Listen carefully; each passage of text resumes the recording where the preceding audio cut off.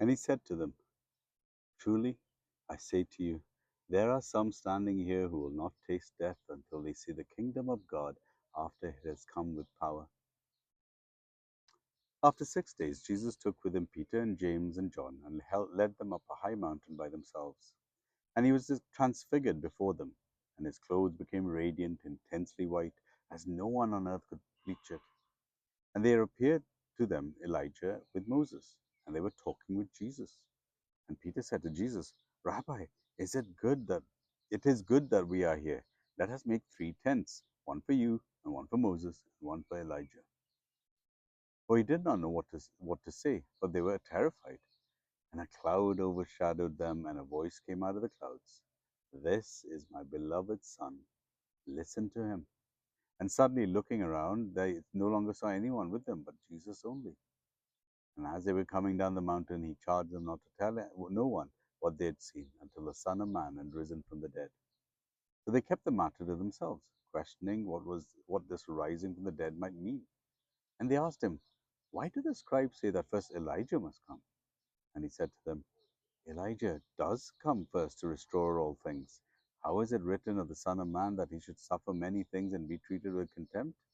But I tell you that Elijah has come, and they did to him whatever they pleased, as it is written of him. And when they came to the disciples, they saw a great crowd around them, and scribes arguing with them. And immediately all the crowd, when they saw him, were greatly amazed and ran up to him and greeted him. And he asked them, What are you arguing about them with? And someone from the crowd answered him, Teacher, I brought my son to you, for he has a spirit that makes him mute. And whenever it seizes him, it throws him down, and he foams and grinds his teeth and becomes rigid. So I asked your disciples to cast him out, and they were not able. And he answered them, O faithless generation, how long am I going to be?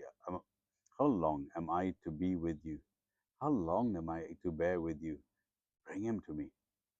And they brought the boy to him, and when the spirit saw him, immediately it convulsed the boy, and he fell on the ground, rolled about, foaming at the mouth. And Jesus asked his father, How long has this been happening to him? And he said, From childhood.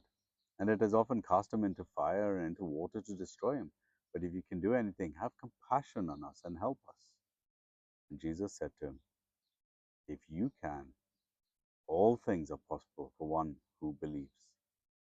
Immediately the father child cried out and said, I believe, help my unbelief. And when Jesus saw that a crowd came running together, he rebuked the unclean spirit, saying to it, You mute and deaf spirit, I command you, come out of him and never enter him again. And after crying out loud and convulsing terribly, it came out, and the boy was like a corpse, so that most of them said, He is dead. But Jesus took him by the hand and lifted him up, and he arose. And when he entered the house, his disciples asked him privately, Why could we not cast it out? And he said to them, This kind cannot be driven by anything but prayer. They went on from there and passed through Galilee, and he did not want anyone to know. For he was teaching his disciples, saying to them, The Son of Man is going to be delivered into the hands of man, and they will kill him. And when he is killed, after 3 days, he will rise. But they did not understand the saying, and they were afraid to ask him. Then they came to Capernaum, and when he was in the house, he asked them, What were you discussing on the way? But they kept silent, for on the way they had argued with one another about who was the greatest. And he sat down and called the 12. And he said to them, If anyone could be first, he must be last of all and servant of all. And he took a child and put him in the midst of them, and taking him in his arms, he said to them, Whoever receives one such child in my name receives me, and whoever receives me receives not me, but him who sent me.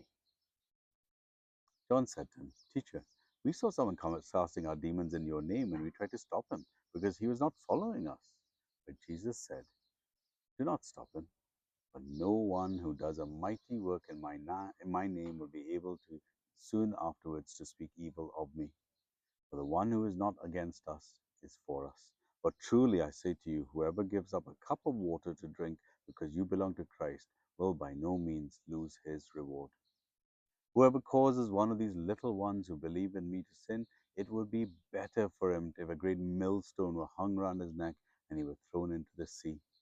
And if your hand causes you to sin, cut it off.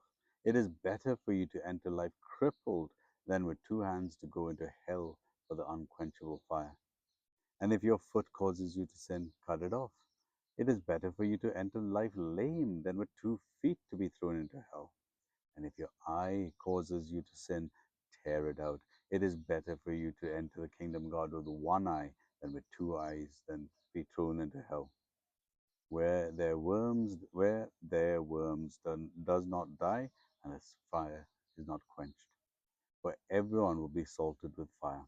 Salt is good, but if the salt has lost its saltiness, how will you make it salty again? Have salt in yourselves and be at peace with one another. Mark chapter 9.